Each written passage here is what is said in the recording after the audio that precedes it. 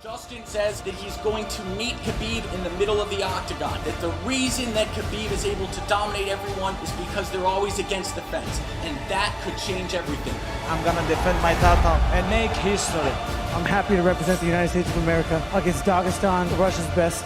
This whole thing is about discovering who is the best. Champion versus champion. He will be walking into a war zone. History will be made. It's two of the best in the world. I'll prove I'm the best or fail trying. I am ready.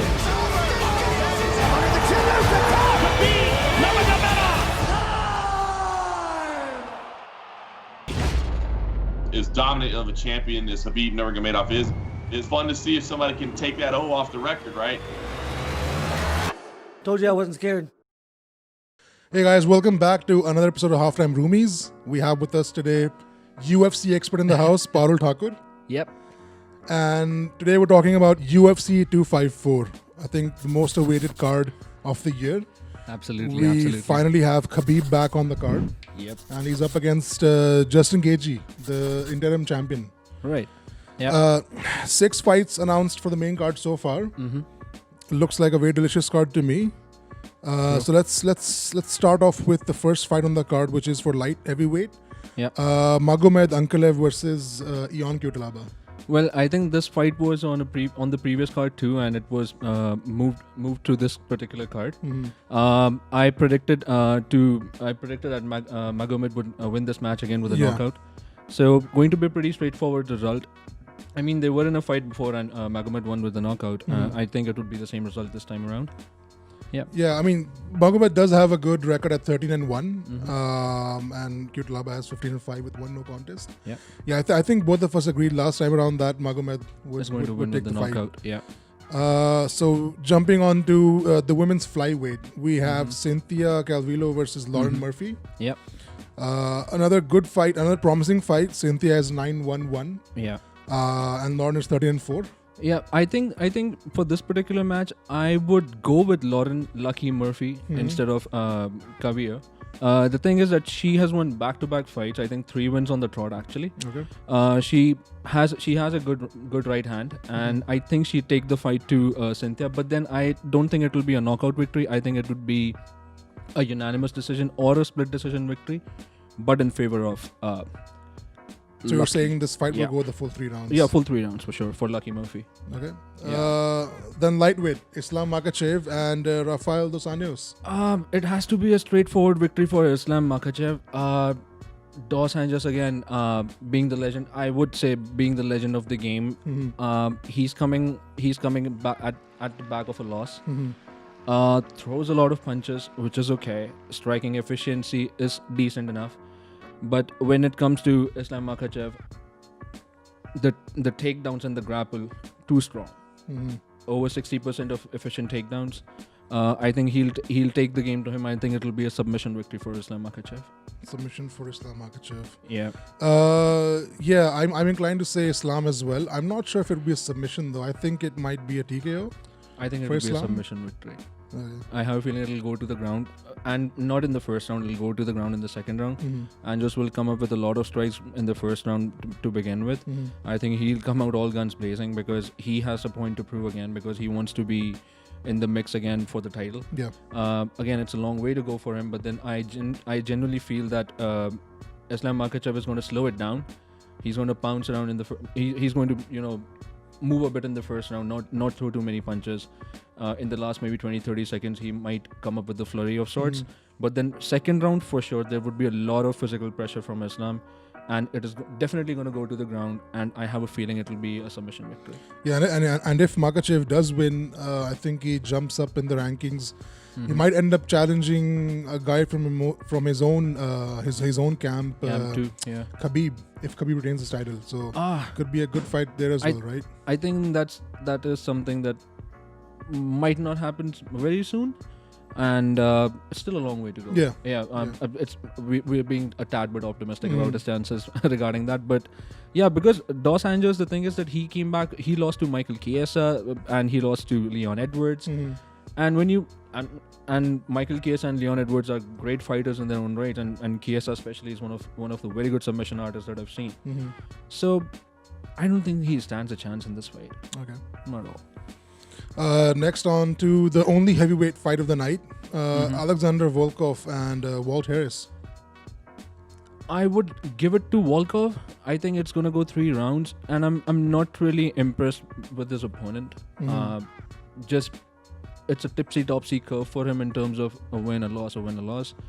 Volkov, on the other hand, is a proven veteran, I would say. Yeah. A lot of fights under his belt. But then both of them, I think, are coming back from a heavy loss. Yeah, Walt's been very inconsistent. I mean, a record of 13-8 with 1 no contest. That's a very mixed bag. Volkov over his career has been very dominant. 31 wins, 8 losses. I would say Volkov TKO for this fight. Volkov TKO, or maybe it might go 3 rounds, because Volkov actually lost to Curtis Blades last time out. Curtis Blades is a very but good he's a good fighter, yeah. He's a good fighter too. So I think he has a point to prove, and no better opponent than Walt Harris. Just get him off the list. Okay. Yeah. Moving on to the co-main event. Middleweight fight, Robert Whittaker and Jared Cannonier. Robert Whittaker. Yeah, so the story with Robert Whittaker and Cannonier. So Adesanya wants Cannonier next. Yeah. But wanting Cannonier and having Cannonier are 2 different things. Because Robert Whittaker, again, would push for the title because he lost badly to Adesanya. That left hook just came out of nowhere, and he got dropped, and he lost the fight. Robert Whittaker defeated Darren Till last time around. So, and given that he has already Adesanya has defeated Costa, Romero is just out of the picture for a very long time. So it's only good that either Robert Whittaker, the winner of this match, of course, should go up and fight him. Then there's this another looming prospect of him going to face John Jones, which would be a mega fight. But then not sure how would that transpire. But in this fight, as much as I want Cannonier to win, I think Robert Whittaker will pull off a victory. Yeah, I probably say Whittaker as well, but I think it's going to. I think it'll be a tough fight. Yeah, I think it'll go long. A lot of people think that it'll be finished in a couple of rounds, but I don't think so. I think Cannonier is raw power. Cannonier can cause an upset. This is a very difficult fight to call, actually, to be honest, because Cannonier has the kind of power that Adesanya also has. Yeah. And if Adesanya can drop Whittaker, Cannonier can definitely drop Whittaker. And Cannonier is hell-bent on, he's hell-bent on fighting Adesanya. They had an Instagram exchange that, so Adesanya thinks highly of Cannonier. He wants Cannonier to win this match. I don't know if he has any personal agenda or whatnot. Yeah. But then he would be happy to defeat Whittaker again. I mean, there is no. I don't think there's anyone in this division who can actually take on Adesanya at this point in time and actually beat him. But again, if we need a contender, right? So might as well be Cannonier. But then I have a feeling that Whittaker is gonna edge this one. And moving on to the main event, the Eagle versus the Beagle, Nurmagomedov versus Gaethje, Khabib versus Justin. Okay, so Khabib all the way. Not that he's my favorite fighter or anything, but Khabib all the way. I don't think anybody has the mantra to actually knock him off. I think it's gonna be 29-0-0. I love Gaethje. I love him to bits. But then both the fighters have a very strong chin. But then everybody knows that Khabib's gonna take the fight to the ground. Yeah. Gaethje, on the other hand, I'm not saying he doesn't have a ground game at all, but it's not as efficient as what Khabib brings to the table. But I just have this one hope where Gaethje just kicks the living hell out of Khabib. Take his legs out. I think that's the best way to go about winning this fight, or at least having a chance of winning this fight. I mean, Gaethje really mauled Tony Ferguson in their fight. Ferguson didn't do much in that fight. He just kept on taking the punches. He had a strong chin, but didn't do much.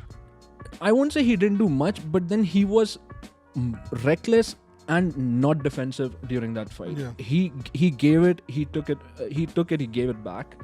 So did Gaethje. Gaethje got dropped once as well, but then everybody knows how strong a chin Gaethje has. Yeah. And this guy had been waiting for his opportunity for a long time. And having fight finishes, fight bonuses, performance of the night bonuses, Gaethje has done it all. But then, as people had been screaming and shouting, oh, Khabib hadn't had an opponent like Gaethje, Gaethje also never had an opponent like Khabib. So, irrespective of how much we want Khabib to lose, he's not going to lose. That's what I feel. Right. So, I mean, I personally want Gaethje to win. A lot of people like you want Gaethje to win. I mean, okay, I'll say this. Khabib's a great fighter. There's no denying that. But I hate Khabib. I don't like him when he's in the ring. I really hate Khabib. He's probably a great person outside the ring. He has great skills in the ring, but not the fighter that I would ever back or want to back. Of course, he beat my favorite of all time, Conor McGregor, the king, the greatest of all time, Conor McGregor. Oh, bad beat too. But this I would say with Gaethje, if Gaethje can avoid going down on the mat and keep him at an arm's length and just keep him keep him away with a striker's punch and his kicks. That's the thing. Like how Joe Rogan says, he's a mauler. So he's gonna maul. He mauls people. Yeah. So I don't think Gaethje would be able to avoid that the takedown and everything. And Khabib is relentless. Khabib would just not stop. The only factor that comes to my mind is, I don't know how relevant it would sound right now, the loss of his father. Mm-hmm. So has he mentally recovered from that? And because everybody was talking about, he hadn't been doing interviews after that. I think he came up with just one interview later as the card has come closer. Yeah. Because he was not available for interviews. He didn't speak about life. And he's been stuck in Russia for the last 7-8 months now. I mean, he hasn't left Russia in a while. Exactly. So he was, and his father was his coach too, Mm-hmm. and he taught him a lot of things. Not that he'll forget those things, but then again, is that a psychological factor that would be taken into consideration when Khabib walks into the ring? Yeah, mentally we don't know where Khabib stands right now. Right. But this will definitely be a good fight. Whoever may be the winner, I think we are all promised to have an amazing fight. It's going to be fireworks, Yeah. man. It's going to be fireworks. So the last fight is going to be nuts. I tell you. It's a great fight that UFC has put on the card. Yeah, I'll be surprised if it goes 5 rounds, to be honest. Mm-hmm. But if it does, and Khabib wins, I mean, I understand that's great and whatnot. But kudos to Gaethje if he does that. I'm not inferring that he'll definitely lose, but then if I had to bet on somebody, I'd bet on Khabib and not on Gaethje. But then I want Gaethje to win. Yeah, my prediction for the fight would be Justin Gaethje TKO within 3 rounds. Dude, that doesn't. If that happens, I mean, Leicester won with 5,000 to 1 odds, right? So things happen. You know what? We should put some money on it. It's a sport. Let's put some money on it then. I'd put $5 on Gaethje winning in three rounds. 5? I mean, the odds for that will be very good. Very, very good for sure. If he wins, that's going to be great. Yeah. But then that's the thing. It'll be a one-off. I think a lot of people will call it an upset. For Gaethje winning? Yeah.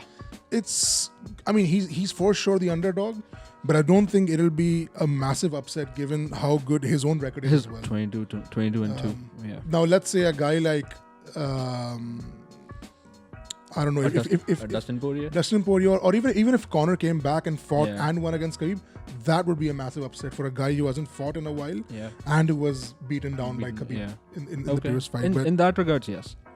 So I think Justin presents the biggest challenge to Khabib yet. 2 weeks to go.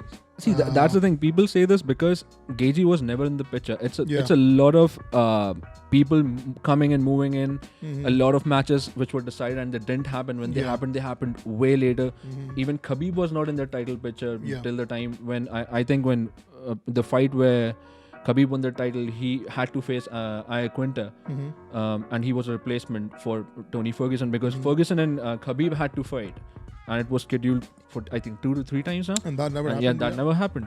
So, all of those factors, they culminated into this fight happening where Gaethje kept on winning his, though. Yeah. Gaethje played the smart game. He kept on winning his fight. So, he kept on, go up the ranks. McGregor lost. And he beat Ferguson, the interim champ at that point in time.